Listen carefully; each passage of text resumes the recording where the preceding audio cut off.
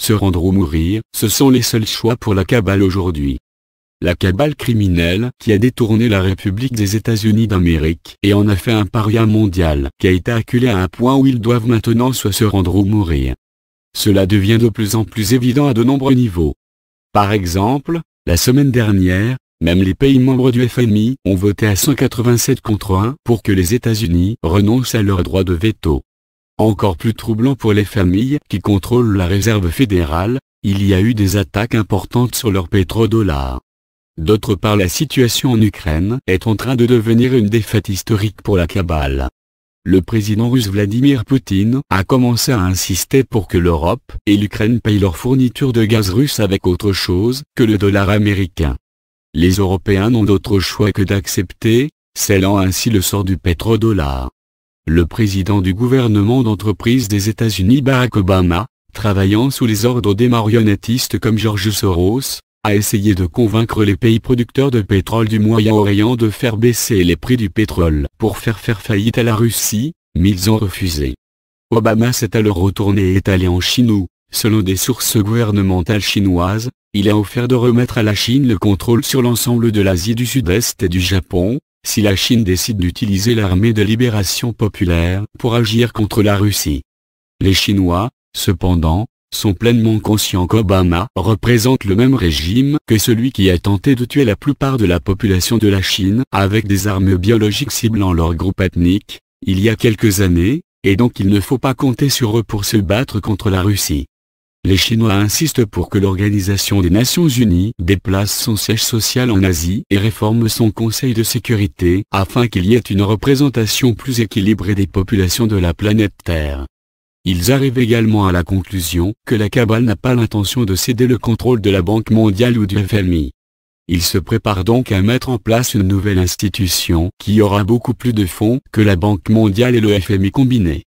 Les Européens, pour leur part, ont commencé à fournir la technologie telle de l'énergie libre aux pays qui ne disposent pas de leurs propres ressources pétrolières et gazières, comme l'Inde et le Japon, dans le cadre de leur mouvement contre le pétrodollar.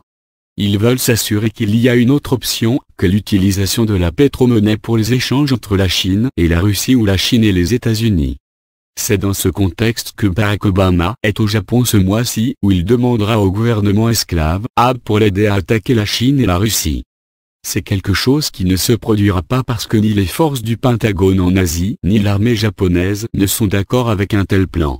Peu de gens peuvent oublier le fait qu'Obama représente maintenant un régime paria largement détesté. Passons en revue exactement ce genre de régime que Obama représente en regardant ses activités dans le passé récent. Tout d'abord, ce régime détourné à distance le vol 370 de la compagnie aérienne malaisienne est piloté, via l'île de Diego Garcia vers Israël et ensuite vers la Floride, où il a été chargé avec une arme nucléaire. NDLR. Nous pensons plutôt que l'avion utilisé était l'avion jumeau Boeing 777 stocké et préparé en Israël. Cet avion s'est ensuite dirigé vers la Hollande où il a été utilisé comme une menace contre les dirigeants du monde réunis là pour un sommet nucléaire de la terreur. L'avion a été intercepté par les forces aériennes néerlandaises et, la seule chose que cette attaque a provoqué est une suspicion des Européens envers le gouvernement d'entreprise des États-Unis. Voir l'article de David Wilcock qui nous a décrit cette opération. Après que ces menaces qui ont échoué, Obama a demandé à l'Iran et l'Arabie Saoudite, comme mentionné ci-dessus, pour les aider à réduire le prix du pétrole afin de conduire la Russie à la faillite. Les Saoudiens, qui feraient face à la révolution du jour au lendemain s'ils sont en manque d'argent pour acheter leur population, ne sont pas en mesure de supporter un baisse du prix du pétrole. En outre, ils se sentent trahis par Obama dans leurs actions comme en Syrie et ils ont déjà annoncé publiquement qu'ils ne sont plus un État client de la réserve fédérale. Les Iraniens, qui savent très bien que les faits ont essayé de les atomiser et de les ruiner pendant des années, ont également refusé de jouer au ballon. Le Premier ministre turc Tayyip Erdogan a également décidé de cesser de soutenir les frères musulmans nazis et ont dit regretter leurs actions en Syrie et ailleurs. Les membres de Skull and Bones de 1947, c'est dans ce contexte que la semaine dernière des représentants de la Fondation Rockefeller et des familles Bush ont engagé des négociations avec un représentant de la Société des Dragons Blancs. Le représentant des Bush, Un haut responsable du hedge fund Carlyle, qui connaît personnellement George Bush père, a tenté de convaincre la société des Dragons Blancs que Bush n'était vraiment pas intelligent ou si puissant que cela.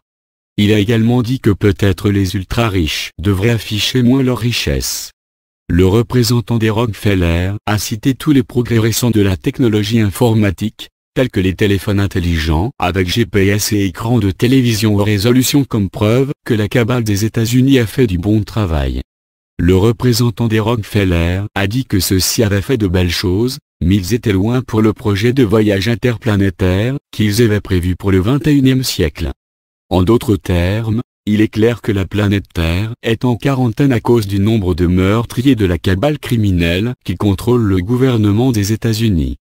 Le représentant des Bush a montré une note écrite à la main exigeant que les médias corporatifs aux États-Unis commencent à dire la vérité sur le 11 septembre 2001 et l'attentat de Fukushima du 11 mars 2011 avant la fin de ce mois et que tous les fonds volés par les cabalistes soient restitués à leurs propriétaires légitimes.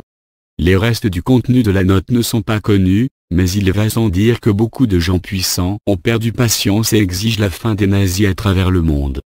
La société des Dragons Blancs est inondée de demandes pour que ces criminels soient arrêtés et mis en prison, s'ils ne sont pas tués d'emblée, dès que possible. Ce sont de dangereux criminels et tous les membres de la CIA ou du Pentagone ou d'autres organismes qui se trouvent dans une position de pouvoir faire quelque chose au sujet de ces crapules doivent soit agir sans délai ou ils seront tôt ou tard aussi emprisonnés comme complices. Ces personnes à neutraliser sont George Bush Sr. et Jr. et leur famille immédiate, Donald Rumsfeld, Michael Chertoff, Frank Carlucci, James Baker, Michael Eden, le général Richard Myers, Benjamin Netanyahu. Blood Moon exige soit la justice ou la vengeance.